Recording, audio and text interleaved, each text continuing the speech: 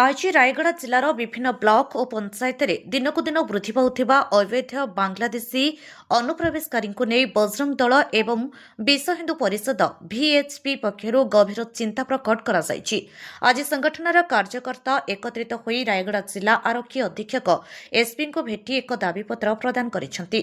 संगठन पक्षर अभियोग करा जायछि जे जेकेपुर गुणपुर कल्याण सिंहपुर रामनागुड़ा एवं मुनिगुड़ा भली संवेदनशील अंचल प्राय 12,000 अधिक अवैध अनुप्रवेशकारी रहुछंती।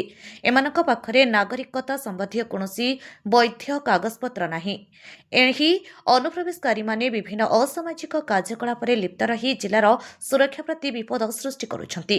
बजरंग दल कार्यकर्ता माने असंतोष व्यक्त करी कहिसंती जे एने पूर्व जिला प्रशासन को अवगत करा जाइथिले सुधा एपर्यंत कौनसी ठोस पदक्षेप निया जाई नाही।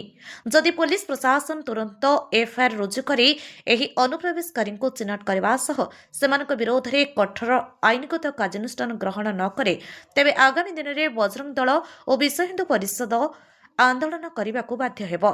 ଏହି ଦାବିପତ୍ର ପ୍ରଦାନ ସମୟରେ ବଜରଙ୍ଗ ଦଳର ଜିଲ୍ଲା ସହ ସଂଯୋଜକ ଶସ୍ୟଜ୍ୟୋତି ବେହେରା, ନଗର ସଂଯୋଜକ ଶଙ୍କର ବେହେରା, ନଗର ସହ ସଂଯୋଜକ ପି ଗାନି, विश्व हिंदू परिषदर प्रांत उपसभापति प्रफुल्ल पात्र, जिला उपसभापति आनंद राव, संपादक कुन्ना रमेश, सह संपादक गोपी ब्रह्मा, सत्संग प्रमुख सुशांत प्रधान, विशेष संपर्क प्रमुख विजय चौधरी, आरएसएस जिला संपर्क प्रमुख चित्तरंजन प्रधान एवं नगर कार्यकर्ता मिथुन दास, बुलु दलपति उपस्थित थिले।